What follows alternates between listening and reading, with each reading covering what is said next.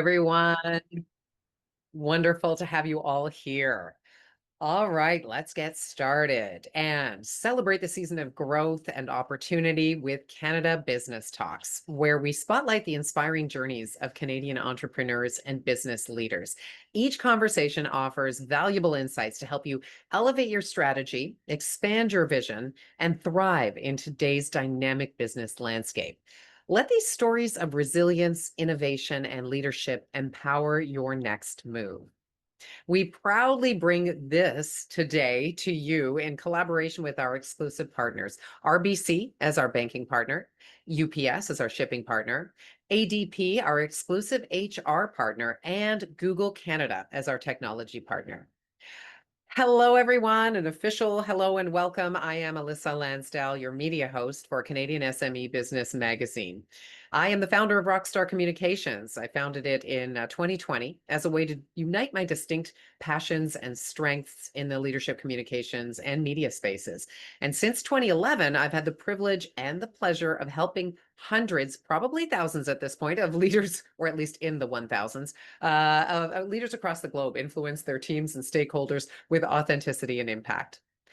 Now, before we begin, we have an amazing guest for you today, but I would like to begin by acknowledging that the land on which we gather and on which the region of Peel operates is part of the treaty lands of the territory of the Mississaugas of the Credit. For thousands of years, Indigenous people have inhabited and cared for this land and continue to do so today. In particular, I'd like to acknowledge the territory of the Anishinaabe, the Huron-Wendat, the Haudenosaunee, and the Ojibwe peoples, the land that is home to the Métis, and most recently, the territory of the Mississaugas of the Credit First Nation, who are direct descendants of the Mississaugas of the Credit. We are grateful to have the opportunity to work on this land, and by doing so, to give our respect to its first inhabitants. At Canadian SME, our mission is to equip aspiring entrepreneurs with the resources, tools, and insights they need to start and grow their businesses in Canada. We're committed to supporting a small-scale entrepreneur, all small-scale entrepreneurs driving economic growth and enhancing Canada's global reputation. Through our magazine, we celebrate the hard work and achievements of entrepreneurs, helping them gain the recognition they so deserve. Our events like the SME Awards, the Small Business Show, and the Small Business Summit provide invaluable opportunities for small business owners, like you perhaps, to share their journeys and inspire others. 2 years ago, we reached an important milestone with the launch of Indigenous SME Business Magazine. This publication underscores our dedication to honoring the unique histories and contributions of Indigenous communities. Together, through Canadian SME and Indigenous SME Business Magazine, we remain focused on empowering and uplifting Canada's diverse small business community. So again, I'd like to welcome you all to Canada Business Talks, where we are committed to fostering growth and success in the business world. In collaboration with our esteemed partners like RBC, UPS, ADP, and Google, we bring you insights from top Canadian business leaders to elevate your ventures. Our esteemed guest today, Emily Lyons, is a powerhouse entrepreneur. I don't say that lightly. She's media recognized, thought leader, and the recipient of multiple national honors, including Canadian SME's Entrepreneur of the Year Award and the prestigious Cystic Fibrosis Canada Champion Award for her philanthropy and advocacy. She's the founder and CEO of Lyons Elite, which is a luxury matchmaking firm, and Femme Fatale Media, a multi-award winning promotional staffing agency, both of which have become industry leaders under her bold visionary leadership. Emily's work has amassed tens of millions of views across digital platforms and has been featured in Forbes, Bloomberg, New York Times, Time, Global News, and more. She's known for fusing heart and hustle, building viral brands that really resonate deeply while generating real revenue, turning bootstrap startups into multi-million-dollar empires. So join us, please, as we sit down with Emily Lyons to explore her incredible journey of turning hardship into strength, building viral brands with heart, and using entrepreneurship as a vehicle for lasting impact. Together, we will uncover how brilliance, grit, and purpose can transform not just businesses, but lives as well. So I'd like to take a moment to thank our sponsors, our banking partner, RBC, our shipping partner, UPS, our HR partner, ADP, and our tech partner, Google. If you are a small business owner in Canada, you can actually apply to be featured as the UPS Small Business of the Day. Every day, Canadian SME Small Business Magazine, with support from UPS, our exclusive shipping partner, as I mentioned, features a different small business on our social media channels. And as the UPS Small Business of the Day, you'll receive free promotion on Canadian SME social media channels. So if I were you, I would apply now. Well, after our interview, you can visit CanadianSME.ca. So let's take a quick short break and see what's in store for you by our exclusive partners. Hey, you think you know UPS? Yeah, that's us. Everybody knows that. You know what you didn't know? This. Okay, try to keep up.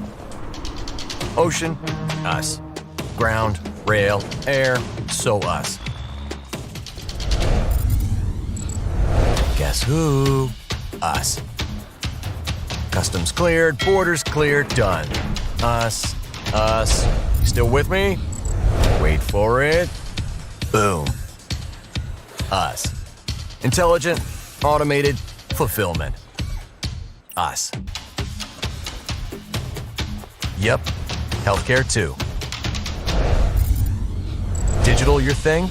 Yeah, well, book it, ship it, track it. You feeling me yet? Yep, that's all us. That's all UPS.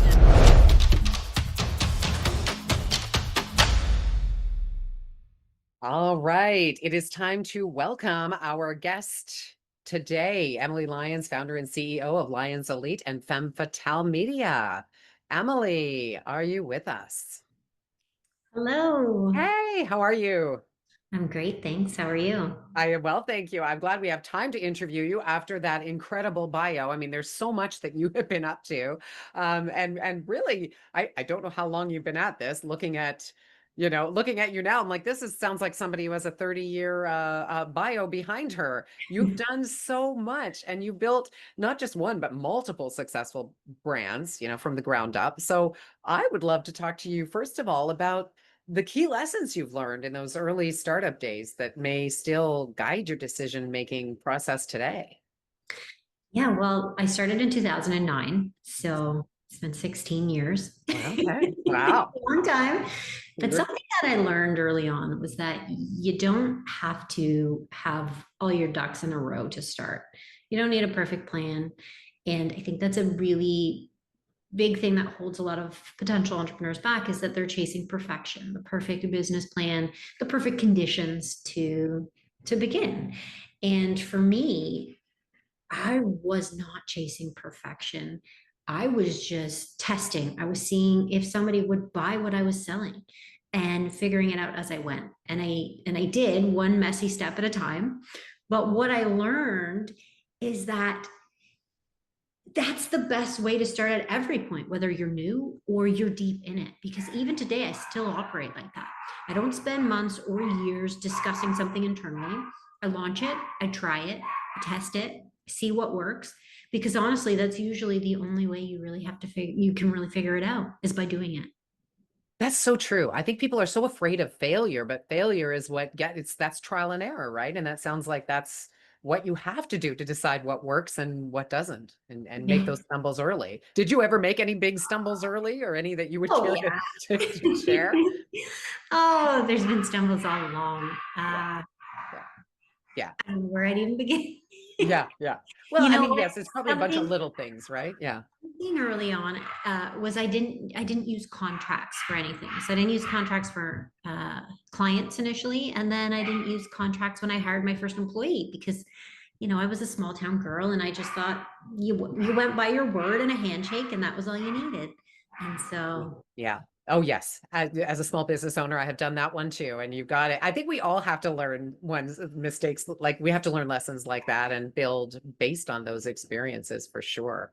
Yes. And I mean, you have, we'll talk about the different, your different ventures in a moment, but I know that you have also faced a lot of deeply personal challenges with, unimaginable loss.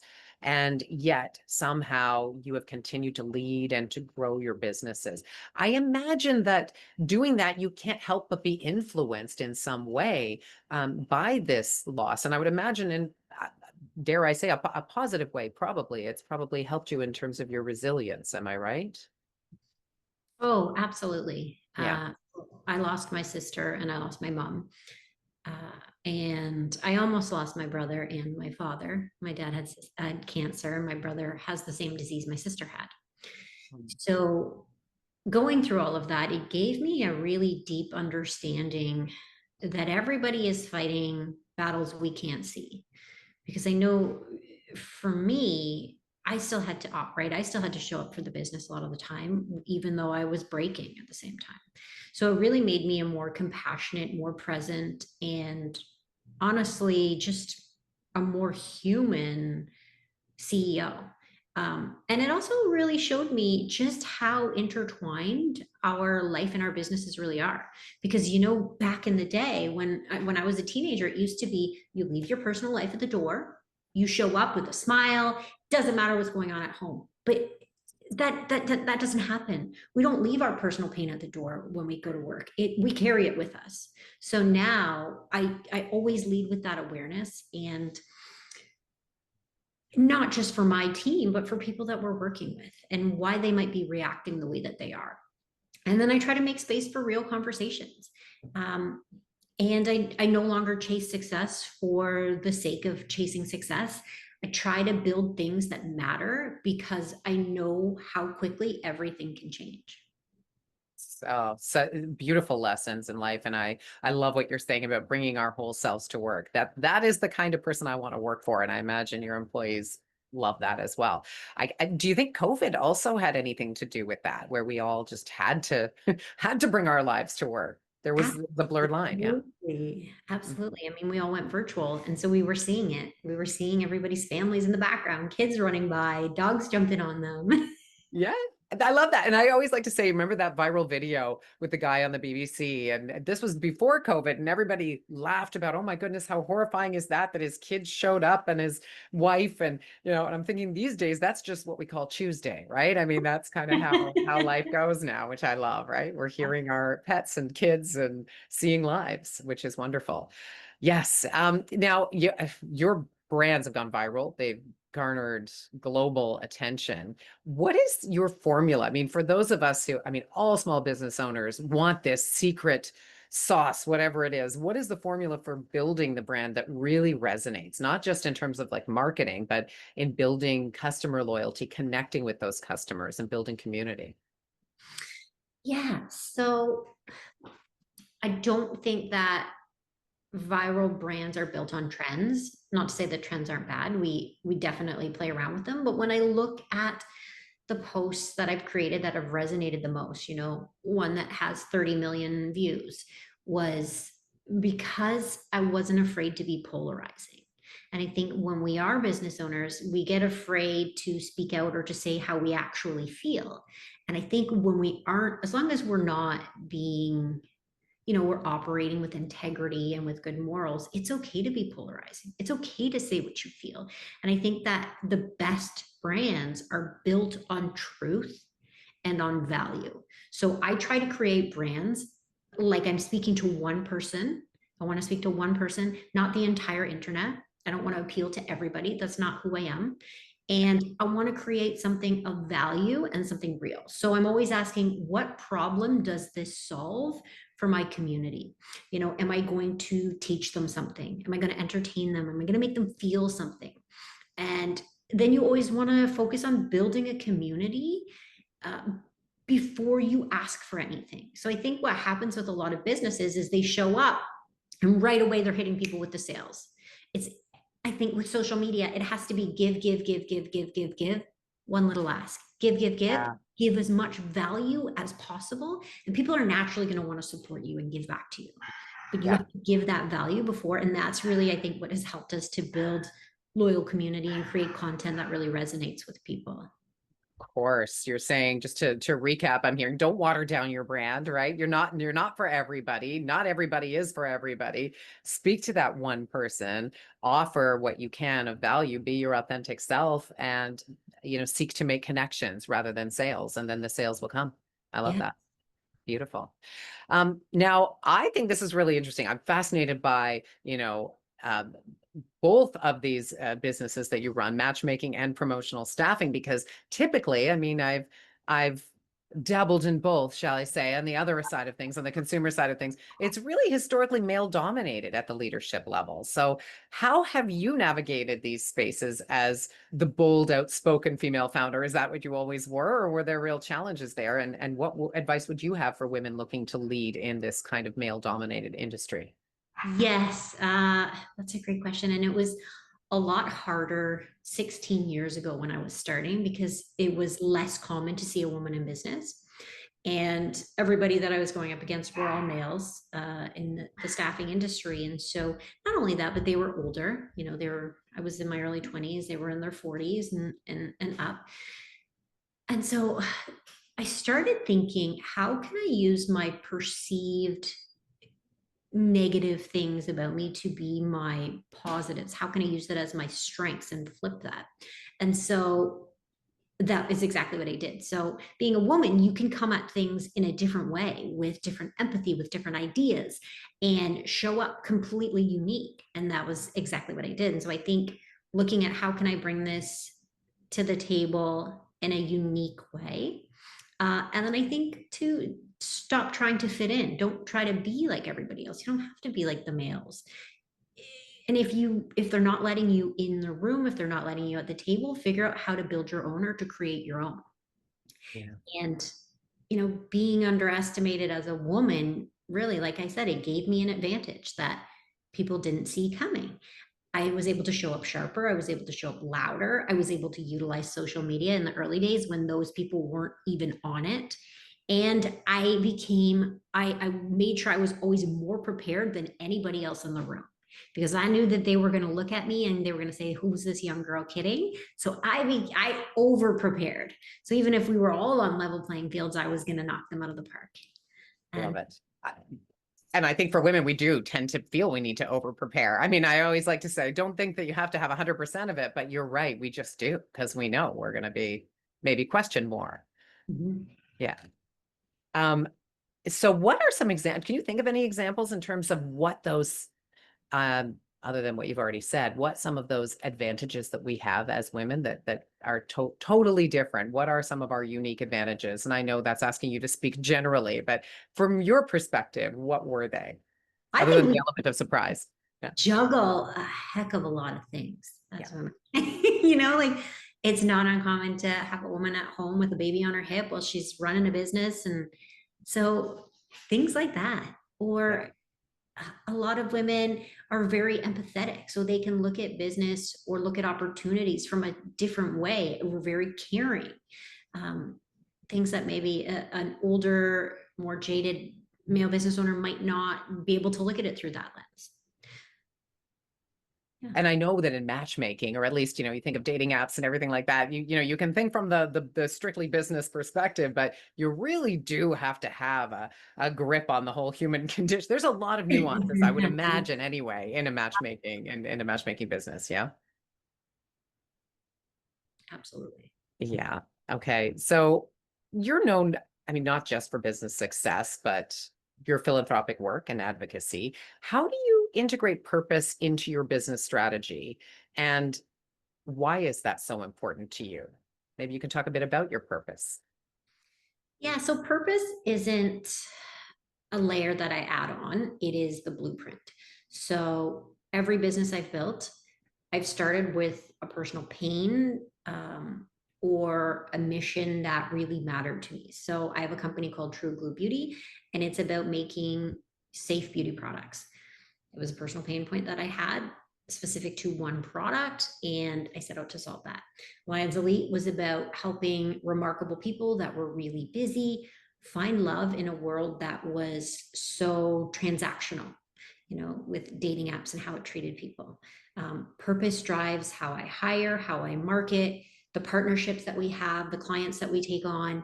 And it's not just the cherry on top, it's woven into everything that I do. And I think that that is so important, because one day that's all that's going to matter, is the impact that we make and the impact that we leave behind. And I think that true greatness lies not in any wealth or any fame that you might acquire, but in the impact that we leave through the services that we offer. And I also think that when you lead with service, with significance, with impact, success just naturally follows. When you're putting good into the world, and when your intentions are to help people above and beyond, when that's what you're focusing on, success will naturally follow. I agree. So to that end, or further to that, what would you want your legacy to be many, many, many years from now, when you are, you've left it behind, you're retired, I don't know, are you on a yacht somewhere? What, whatever you're doing, what do you want your impact to have been? That's always changing, but I think I want it to be somebody that stood up for the underdogs, that the people that weren't set up in life to accomplish something outside of the box, or something big, might I say, and somebody that was a kind human, that was known for helping people, for giving back above and beyond. Yes, absolutely. How do you decide what to put your time into? I mean, I say time as if you have a lot of spare time, but when it comes to philanthropic ventures, what are you looking for? What are your criteria? So it's usually a pain point for me. So something Yeah. that I've suffered with, or that somebody that I love have suffered with. So both my siblings having cystic fibrosis. Yeah. I grew up fundraising for CF. Losing my sister to that, of course, became even more important, to make sure that other people, other patients, don't suffer the same fate, or we can make it as easy as possible for them as they go through life-saving treatments. Cancer, both my parents having that, became very important. And that's just anything that I see that I can help with. I mean, obviously there's a million different things we can do in the world, but See a need, fill a need is what I'm hearing, right? It's just, yeah. And that's how you live. I love that. There's such integrity there. Now I've got to ask you the balancing act question. I really hope that we ask men as much this question, because I do think it is important. But as someone who is running multiple companies, leading teams, advocating for causes, maintaining a strong media presence as you're doing here, how do you manage your time and your energy and your priorities? How do you do it? I don't believe in balance. Excellent. I don't think that work-life balance exists. As much as I try, I think it's impossible. I do believe in brutal prioritization. I ask myself constantly, what actually moves the needle, and what am I spending my time on? I calendar everything in. So whether it's recovery time or a date, I put it in my calendar, so that it's just as important as a business setup. I try to delegate as much as possible. So anything that doesn't require that I actually do it, I delegate it. And I stay incredibly clear on what is most important, and what can be systemized and what can be outsourced, and reminding myself that energy and time are our most valuable assets, right? That's our most valuable asset, and that's the thing that we can't get back. So I protect mine just like that. And Yeah. at the end of the day, I don't want to be the richest person in the graveyard. I still want to be healthy, and I still want to enjoy the things that I work hard for, and my family, and all of that. So I always keep that in mind as well. Absolutely. Yes. Would that all successful business owners felt that way? What a wonderful world it would be, right? Yeah. And the delegation thing, that is important. I don't want to call, and I don't think this is exclusively women, but I do know that a lot of my female clients have a hard time with that. Do you have any tips in terms of delegating, letting go of ownership of certain things? I was having this conversation yesterday, actually, uh, about delegation, and is a videographer that was working for us, and he's fairly new with growing his business, and I think he's 27. And he was saying, how do I know when it is time to hire? And I said, well, what happens is the majority of entrepreneurs are like, nobody's going to do it the way that I do it. Only I can do, because it's your baby. and Yeah. you've worn every hat. And so you're like, oh, if I give a little bit, it's going to fail. Or I can't afford it. Right. And somebody said to me early on, you can't afford not to. And when they said that, that hit me, because they're like, how are you going to grow if you're in the weeds doing everything? Yeah. It's like, oh, so losing a little bit to gain so much. And not only that, but with AI right now, you can systemize so much, Oh, yeah. or you bring on somebody, or you can use something like Upwork to hire a subcontractor, somebody part-time, and just train them relentlessly. And maybe the first person isn't going to work out, but you'll find somebody good. And then you'll be able to focus your energy on things that actually move the needle forward.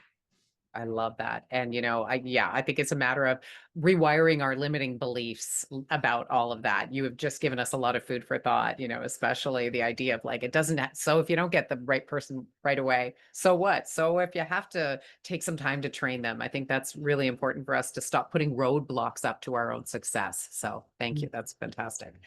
And it's interesting, we're talking about personal life, professional life. Your personal brand, of course, is there's a bit of a lovely blur here, but it's become a huge asset to your business. So how did you or did you cultivate your personal brand intentionally? And how can small business owners leverage theirs to grow? I love how you like to blend the personal and the professional. So any tips there?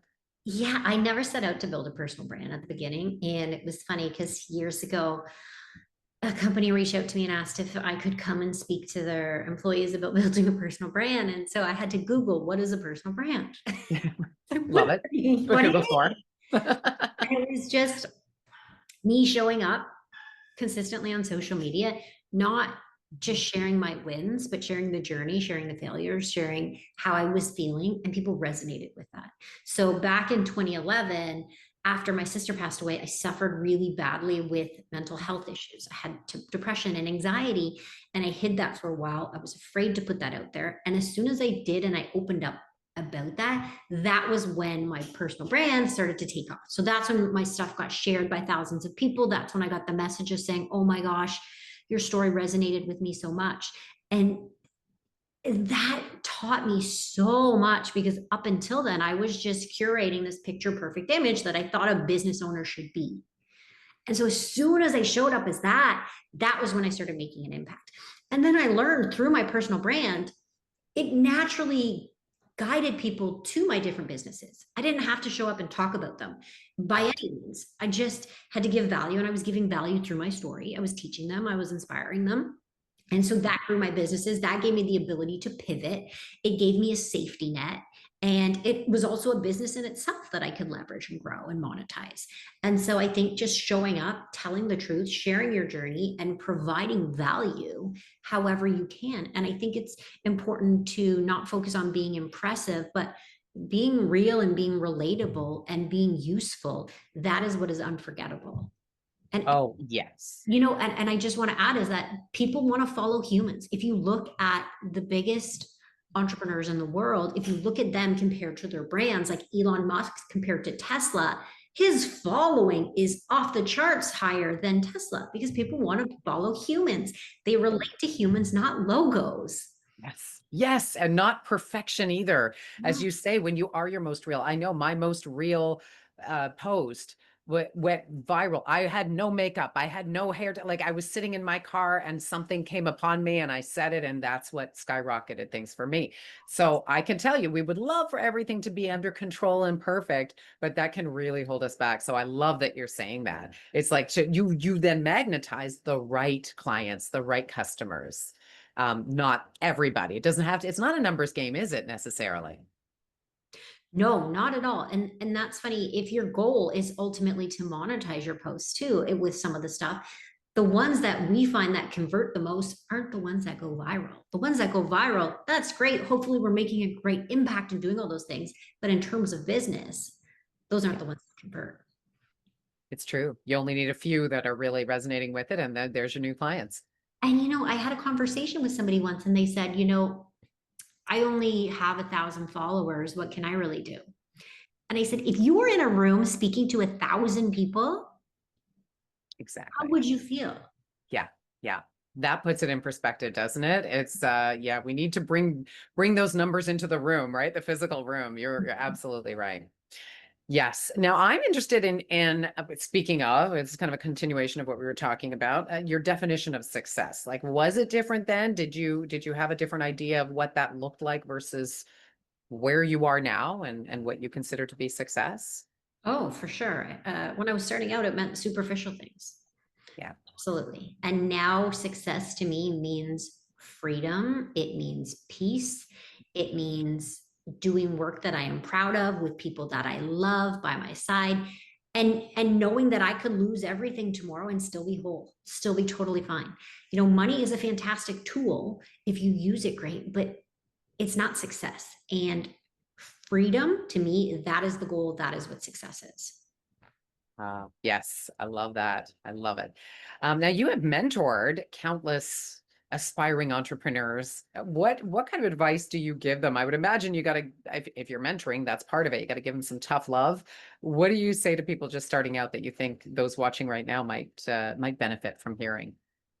So I touched on this earlier, but I've spoken at a lot of universities over the years, and something that I hear very often is people will come up to me with a fantastic business idea, or even friends, people along the way, they'll come up to me like, oh, I had this incredible idea. 99.9% of those people never start it. They'll say to me, I'm waiting for this. I'm waiting to save money. I'm waiting to do the business plan. I'm waiting till I finish this, and this. I'm waiting till I'm a little bit older. I'm waiting till I move out. There's always something that they're waiting on. They're waiting for these perfect conditions that never happen. It never happens. And somebody told me early on, no one's coming to save you. I remember I was having lunch with somebody and they said to me, no one's coming to save you. Nobody's going to do this for you. Not a coach, not a mentor, not an investor. You have to do it. You have to stop waiting for external permission to go all in and just do it. Otherwise, you're going to be waiting forever. So I think what I tell a lot of entrepreneurs that are waiting to start is show up scared, show up imperfect, build it in public. That is the game. And I think that's the biggest thing that I could share with anybody listening. And a lot of, I mean, that speaks to so many. I know so many of my clients are perfectionists. So the better done than perfect is actually fantastic. I mean, scary. So how would you tell them if you were mentoring me and I said, no, I just can't do that. That's so scary. What would you say? Like what? I hear that too. Yeah, I hear that. And I say, start small. You don't have to, people have this idea in their mind that I'm going to start a business. I got to mortgage my house. I've got to have all this money. I've got to quit my job and go all in. You don't have to do it that way. You can get super creative. You can make it a side hustle that you just do for a couple hours on a Sunday, but you're testing, you're seeing what works. You're seeing if there's a market for it. And then you can go all in, and then you can double down. Yeah. But you can get really creative. That's true. Starting small, baby steps for sure. And it helps, I guess, if you have the big vision, but you're just taking those little steps towards it. If you have the why, if you know your why, everything else gets so much easier. That's right. Simon Sinek. Come on, we got to start with why.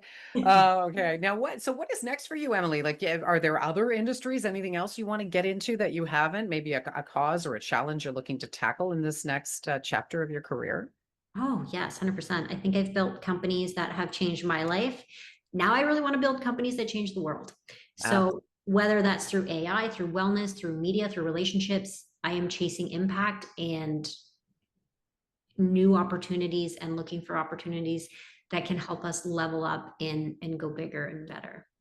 Okay, wonderful. Oh my goodness. Well, it's been so wonderful talking to you. I'm going to check and make sure that we don't have, I would hate it for somebody to have asked in the, we sometimes have our audience asking questions. Hold on. Yes, I think there's some coming in hot off the press. Oh, this is interesting. How do you balance innovation with staying true to your brand values and mission?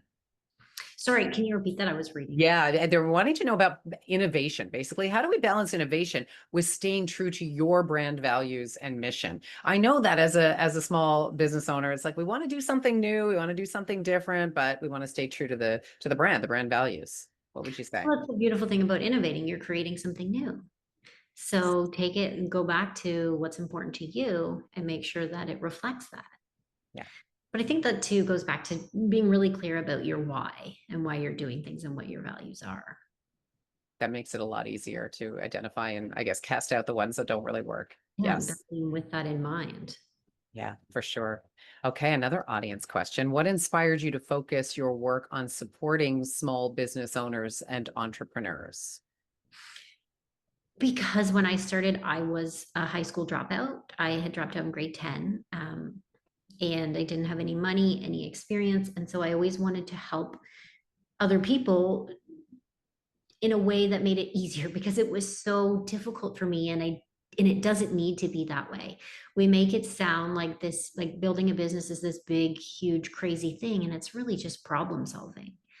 So being that voice for someone else just to help them, I think that that's a really important thing for me to do. And I think that's what we all should do. Once we get to the next level, we turn around and we help the next person up. Absolutely. Absolutely. I hope a lot of people are hearing this and making note of it right now. Now, we talked a little earlier about AI, and somebody here is asking, how do you see AI and digital innovation impacting the future of small businesses in Canada? I mean, you already talked about the fact that we can systemize stuff so much easier. I found it's been such a gift for me, but I'd love to hear your take on it. I think it's going to disrupt a lot of industries. And I think that business owners really need to be on the forefront of it. They need to be ahead of it. They need to be learning it. They need to be learning how to use it. Um, it can be used as really great tools. Like now you can create your own AI chatbots, your own AI to do and systemize different things within your business. And that's really powerful for new entrepreneurs that can't yet afford to hire, agentics models where you can create what a human would have to typically do. Um, and we see this disruption in so many industries, from recruiting right now and how the AI recruiters are working. But I think it's going to continue to disrupt it. And something that we've been doing with AI right now is so historically something that we did was search engine optimization was a big way that we grew some of the businesses, which is getting yourself ranked on Google. And right now, what we've been focusing on is AI optimization. So when somebody goes and talks to a chatbot, we want the chatbot to recommend our companies, our services. So what you can do is you can implement different things in your website, which AI can help you with to help you show up so that when a chatbot, Grok, ChatGPT is talking to somebody about you, they recommend you. Oh, that's a good one. I hadn't thought about that one. Brilliant. Amazing. Okay. Now, someone else is asking, what are some common mistakes you see small businesses make when it comes to marketing or growth strategies? That's a good one. So what I see with a lot of companies is we market to ourselves. So we create a business and we create it all around why we love it. But of course we love it. It's our business. Right. We have to think about, what do our customers like? Why are they coming to us to buy this, and market it to them? And sometimes what we'll do is we'll pull our audience early on. And we've seen this with a lot of different industries where a product is created and it ends up becoming a bestseller in a completely different use case, where it's applied in a completely different way. So I think listening to your customers, especially early on, and even listening to the words they use. And with a lot of businesses, we overcomplicate things because we become an expert in our industry. And so we use these fancy words, but that doesn't speak to a lot of people. It makes it harder to understand. And if you look at, the best speakers in history, they use really simple words because that's what is easy to understand, and that's what hits. And the same with marketing. Don't overcomplicate it and speak to your audience, not yourself. Oh, I love this. Especially as a leadership communications coach, right? This is what I say when people say, oh, English is my second language or third language, and I want to keep up with I said, no, simple is absolutely best. That's the most compelling, right? That's wonderful. Okay, great. This is fantastic. Okay. So I think that I've reached I hope I didn't miss anybody's. If I have missed your question, I apologize. I just want to thank you, Emily, so much for joining us on Canada Business Talks. You've inspired me, and I know countless others out there. Your insights especially on the resilience piece and leadership, building the purpose-driven businesses really inspired our audience. We're so grateful for your time and sharing your journey with us. It's incredible and a pleasure having you with us. Thank you so much. Thank you so much for having me. Wonderful. We'll see you again soon. And I want to welcome, or at least thank Emily and wish her continued success in all she does. Also thank our sponsors, Exclusive banking partner RBC, our exclusive shipping partner UPS, our exclusive HR partner ADP, and our tech partner Google. And before we wrap up, don't go anywhere. I want to take a minute to highlight our next exciting event, AI-driven innovation at the Small Business Summit 2025, presented by Amazon Business. That's happening October 24th. This year, of course, 2025, at the Metro Toronto Convention Centre, North Building, level 100. This exclusive one-day show will feature panel discussions, webinars, keynote presentations from Canada's top business leaders and entrepreneurs. You can email info@CanadianSME.ca. I'll say that again, info@CanadianSME.ca for more details, and we look forward to seeing you there. So thank you again, everyone, for joining us today for Canada Business Talks. We hope today's session leaves you inspired, informed, and excited to lead. See you at our next session. Bye.